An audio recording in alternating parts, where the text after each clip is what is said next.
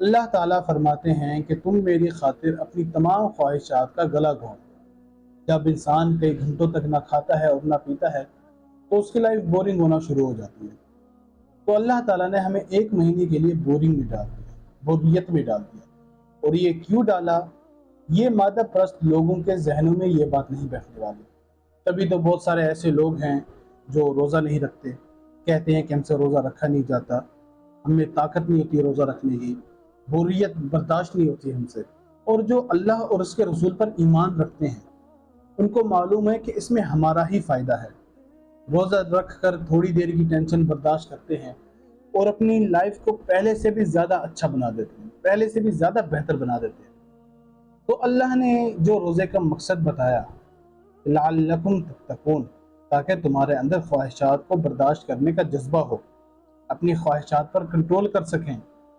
جیسے والدین کے دو بیٹے ہوں، ایک کو وہ اعتدال میں رکھتے ہیں، کم پیسے دیتے ہیں، ضرورت کے مطابق دیتے ہیں، اور ایک بچے کو لاڑ پیار میں رکھتے ہیں، جب بھی وہ پیسے مانگے فوراً دے دیتے ہیں، اور یہ سمجھتے ہیں کہ ہم اسے لاڑ پیار سے پال رہے ہیں، ہم اس کی تمام خواہشات پوری کر رہے ہیں، جب وہ بڑا ہوگا تو 100% نیک بنے گا، اس کی ہم تمام خواہشات پوری کر رہے ہیں، وہ نیک ہی نیک بنے گا۔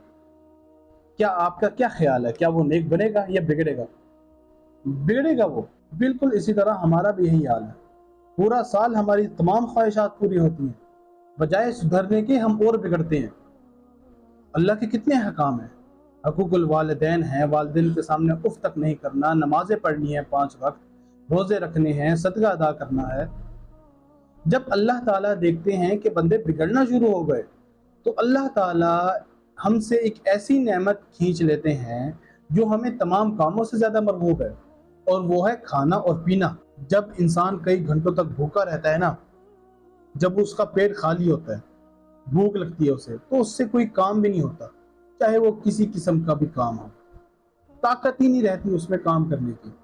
اگر آپ کی کوئی خواہش ہے، وہ خواہش پوری نہ بھی ہو، ایسا نہیں ہے کہ آپ اس کی وجہ سے کام نہیں کریں گے، لیکن بھوک اور پیاس ایسی چیز ہے کہ اگر آپ کئی گھنٹوں تک نہ کھائیں نہ پیئیں، آپ میں ہمت نہیں رہتی کام کرنے کی، آپ میں طاقت ہی نہیں رہتی۔ 1 دن 2 دن 3 دن 4 دن 5 دن 6 7 8 9 10، آسان نہیں ہے یہ، 11 12 13 14، پورا مہینہ پڑے اگر آپ گننا شروع کر دیں۔ اگر آپ عام دنوں میں ایک نفلی روزہ بھی رکھیں تو کس قدر ٹینشن ہوتی ہے کہ کب افطاری کا ٹائم آئے گا۔ تو جس قوم سے عام دنوں میں نفلی روزہ بھی نہیں رکھا جاتا، اللہ تعالیٰ ان پر اچانک 30 دن کے روزے فرض کر دیتے ہیں، اور اس کی حکمت بھی بتائی، لعلکم تتقون، تاکہ تم میں گناہوں سے بچنے کا جذبہ پیدا ہو، تاکہ تمہاری بریکیں ٹائٹ ہو جائیں۔ مسلسل گناہ کرنے کی وجہ سے جو ہماری بریکیں ہوتی ہیں نا، یہ ڈھیلی پڑ جاتی ہیں، قوت ارادی ختم ہو جاتی ہے، کرنا بہت کچھ چاہتے ہیں لیکن کر نہیں پاتے۔ آپ نے بہت سارے ایسے نوجوان دیکھے ہوں گے جو کہتے ہیں کہ میں پڑھنا چاہتا ہوں لیکن پڑھ نہیں پاتا، میں کام کرنا چاہتا ہوں میں کام کر نہیں پاتا، طاقت نہیں ہے مجھ میں پیسے کمانا چاہتا ہوں لیکن پیسے نہیں کما پاتا۔ تو جو بریک شو ہوتے ہیں خواہشات کو کنٹرول کرنے کے لیے، وہ تو ڈھیلی پڑ گئی۔ یاد رکھیں، انسان کی جو قوت استعمال نہیں ہوتی نا، وہ پھر بعد میں آہستہ آہستہ ختم ہو جاتی ہے۔ اگر آپ ان ٹانگوں سے چلے نا تو آپ میں چلنے کی صلاحیت ختم ہو جائے گی۔ اگر آپ اپنے ہاتھوں سے ویٹ نہ اٹھائیں تو ویٹ اٹھانے کی صلاحیت آپ میں ختم ہو جائے گی۔ بالکل اسی طرح اگر آپ اپنے نفس پر کنٹرول نہ کریں، آپ میں کنٹرول کا جو سسٹم ہے وہ ڈھیلا پڑ جائے گا، وہ کمزور ہو جائے گا۔ اور اسلام کا فلسفہ یہ ہے کہ خواہشات کو کنٹرول کرنے سے ہی زندگی میں سکون حاصل ہوتا ہے۔ بعض خواہشات پوری بھی ہوں گی لیکن پھر بھی اپنے نفس کو خواہشات کا تابع نہ بنائیں۔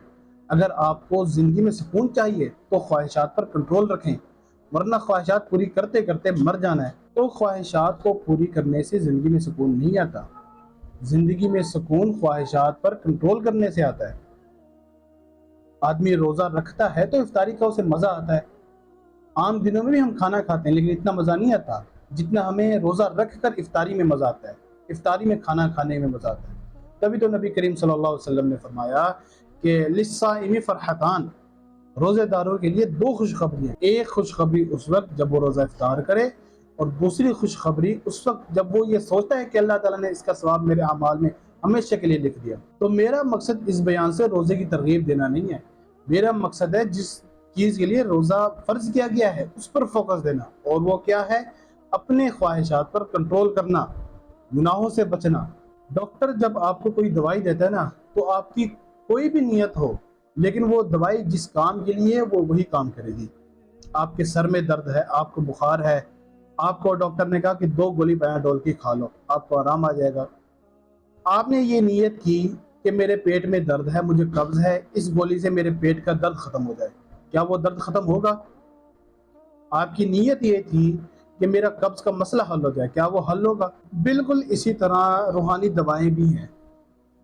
قرآن میں اللہ تعالیٰ فرماتے ہیں ان الصلاۃ تنہی عن الفحشاء والمنکر، نماز جو ہے یہ برائی سے بچاتی ہے، بے حیائی سے بچاتی ہے، برے کاموں سے بچاتی ہے۔ روزے کے بارے میں آیا لعلکم تتقون، تاکہ تمہارے اندر گناہوں سے بچنے کی صلاحیت پیدا ہو، اپنے خواہشات کو کنٹرول کرنے کا جذبہ پیدا ہو۔ تو جب تک ان میں اپنے آپ کو، آپ کی نیت نہیں ہوگی کہ میں اپنے آپ کو ٹھیک کروں، تو یہ جو روحانی دوائیں ہیں جو ہمیں اندر سے ٹھیک کرتی ہیں، ہمیں اندر سے صحیح کرتی ہیں، جب تک آپ کی اپنی نیت نہیں ہوگی اپنے آپ کو ٹھیک کرنے کی، یہ اس وقت تک اثر نہیں کرے گی۔ نبی کریم صلی اللہ علیہ وآلہ وسلم نے فرمایا رب الصائم لیس لہم فی صیامہ الا الجوع، بہت سے روزے دار ایسے ہیں جن کو بھوک اور پیاس کے علاوہ اور کچھ حاصل نہیں ہوتا۔ علماء کرام لکھتے ہیں کہ حاصل کا مطلب یہ ہے کہ روزے سے ان کو ثواب تو ملتا ہے، لیکن جو روزے کا مقصد ہے، جس مقصد کے لیے روزہ فرض کیا گیا ہے، وہ حاصل نہیں ہوتا۔ اور وہ حاصل کیوں نہیں ہوتا؟ کیونکہ ان کی نیت نہیں ہوتی اس کو حاصل کرنے کی۔